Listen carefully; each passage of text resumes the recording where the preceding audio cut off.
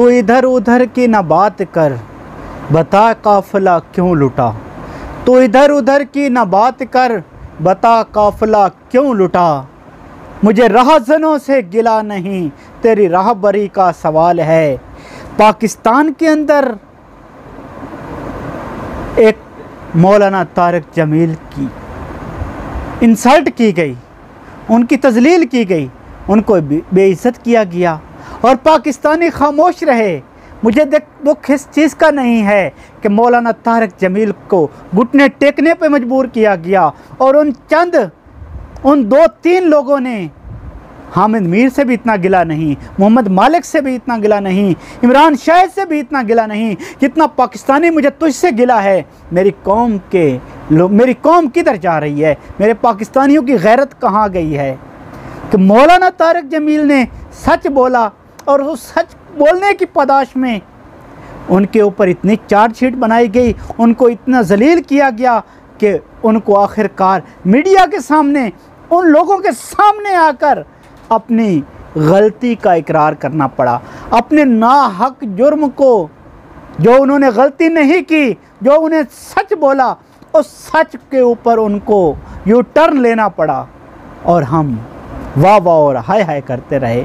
एक आलिम दीन की इंसल्ट होती रही, एक आलिम दीन की बेइज्जती होती रही और हम खामोशी से ये सब कुछ सह गए।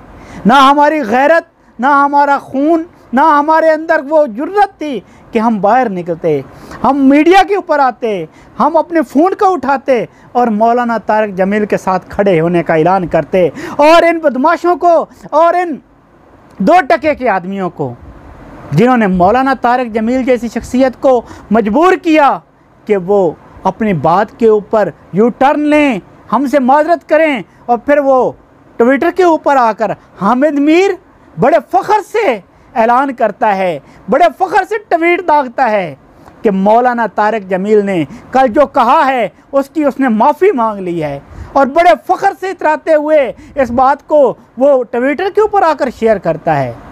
मेरे दोस्तों, वक्त है खड़े होने का। मैं इस बात के ऊपर भी आऊँगा कि मौलाना तारिक जमील ने माफ़ी क्यों मांगी, लेकिन जिन लोगों ने मौलाना तारिक जमील के इस इक़दाम के ऊपर, मौलाना तारिक जमील की माफ़ी के ऊपर जो लोग दुखी हुए हैं, जो परेशान हुए हैं, सबसे पहले मुबश्शिर लुकमान साहब, उसके साथ जैस्मीन साहबा और उसके साथ दुनिया न्यूज़ के ऊपर कामरान साहब, मैं उनको अप्रिशिएट करता हूँ, मैं उनके दिल से इज़्ज़त करता हूँ कि उन्होंने स्टैंड लिया। और मुबश्शिर साहब ने तो यहाँ तक कहा कि मैं आपको खुला चैलेंज करता हूँ, आप झूठ बोलते हैं, आपके चैनल झूठ बोलते हैं और पाकिस्तान का मीडिया झूठ बोलता है, लेकिन पाकिस्तानी कौम सोई रही। पढ़े लिखे हैं, आपके पास मोबाइल नहीं, आपके मुंह में ज़बान नहीं, आप 2 लफ्ज़ मौलाना तारिक जमील के लिए नहीं बोल सके। मुझे अफसोस होता है, मुझे दुख होता है, मेरा दिल तड़पता है। हमें क्या हो गया, हमारी गैरत कहाँ चली गई? हमारे अंदर इतनी गैरत नहीं है, हमारे अंदर इतनी जुर्रत नहीं है, हमारे अंदर इतनी सलाहियत नहीं है कि मौलाना तारिक जमील को जलील किया जा रहा है और ये 2 टके के सहाफ़ी, ये झूठे, ये मेरे जैसा मेरी मर्ज़ी वाले सहाफ़ी आज मौलाना तारिक जमील साहब के ऊपर ज़बान उठा रहे हैं, उनके घुटने टेकने पे मजबूर कर रहे हैं और उनसे माफ़ी मंगवा रहे हैं और हम हा हा और वाह वाह के नारे लगा रहे हैं। कहाँ चली गई हमारी गैरत? हमको क्या हो गया? ज़मीन क्यों ना फटी, आसमान क्यों ना हम पे गिरा? और ये रमज़ान का महीना है। मौलाना तारिक जमील ने हमेशा सच गोई से काम लिया, उसने हमेशा कलमा हक बुलंद किया होता है। और मैं आपको बताता हूँ डॉक्टर इसरार अहमद साहब क्या कहते हैं, ये वीडियो क्लिप आप सुने। ईमान नहीं है या कुरान झूठा है या हमें ईमान नहीं। कुरान कहता है तुम लालौना इन कुंतुम मोमिनीन, अगर तुम मोमिन होगे तुम ही सरबलंद रहोगे। हम तो सरबलंद नहीं है, तो क्या कहेंगे? कुरान झूठा, ईमान नहीं है। हमें मौरूसी अकायद मिल गए हैं अपने वालिदैन से, हम by birth, accident of birth मुसलमान हो गए हैं। हमने इस्लाम की कोई कीमत नहीं दी है, हमने उनके अंदर निफाक का रोग पैदा कर दिया। आज पाकिस्तान की पूरी कौम इस सजा के अंदर मुब्तला है। इंसान पूरी इस वक्त दुनिया की मुनाफिक तरीन कौम पाकिस्तानी कौम है। अब इस निफाक की क्या क्या शक्लें हैं? निफाक बाहमी, अब वो कौम कहीं नहीं है, ढूंढ अब उसको चिरागे रुखे ज़ेबा लेकर। वो जो कौम होती थी, वो जो 45, 46, 47 में कौम, वो कहाँ है अब तो कौमियतें हैं, अब तो असबियतें, सूबाई असबियतें हैं। अगर कौम होती तो आज तक काला बाग डैम न बन चुका होता। किसको मालूम नहीं था कि किस कदर अहम है, कितना जरूरी है हमारी मईशत के लिए।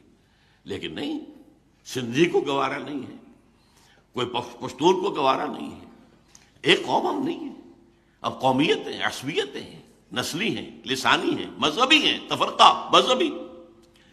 नंबर 2, अखलाक का जवाल, जिसलिए कि फरमाया हुजूर ने मुनाफिक की 3 निशानियां हैं। जब बोले झूठ बोले, वादा करे खिलाफ वर्जी करे, कहीं अमीन बनाया जाए तो गबन करे और खयानत करे। ये 3 चीजें हैं, यार्ड स्टिक लेकर नाप लीजिए अपने माशरे को। इस माशरे में जो जितना बड़ा है उतना ही बड़ा झूठा है, जो जितना बड़ा है उतना ही बड़ा वादा खिलाफ है। आज आपका बादशाह वो है जो कहता है वादे वादे क्या चीज होती है, क्या चीज होती है, ये तो सिर्फ जो है कहने की बातें होती है। बादशाह है आपका, और मैं उसको बुरा नहीं कहता, मैं कहता हूं आमालुकुम मालुकुम। हदीस सुनाई थी आपको जैद साहब ने। हमारे अपने अमाल हैं जो हमारे ऊपर जो है हुक्मरान बन गए हैं। ये किरदार, ये है हमारा इंडेक्स, अलामत है इस कौम के किरदार की। झूठ और वादा खिलाफी और गबन, अरबों के गबन, उसमें तो हम इंतहा कर गए। हमारी मईशत की कमर तोड़ देने वाला तो असल मामला जो है वो है अरबों के गबन। अब तो कभी अंग्रेज के जमाने में अगर चंद 100 चंद हजार की कुछ इधर उधर बात हो जाती थी, तूफान बर्पा हो जाता था, क्या हुआ, बहुत बड़ा स्कैंडल हो गया, बहुत बड़ा। और अब तो क्या है, फिर यह कि अरबों डॉलर जो हैं वो बैंक। हामिद मीर साहब सुन लो, है बहुत गलत जगह पे उंगली उठाई है। तुम्हें एक एक बात का हिसाब देना पड़ेगा। मौलाना तारिक जमील से मंगवाई गई माफ़ी का हिसाब तुम्हें अदा करना पड़ेगा, तुम्हें देना पड़ेगा। तुम झूठे हो, तुम्हारा मीडिया झूठा है, तुम यहूदी एजेंट हो, तुम इंडिया के एजेंट हो।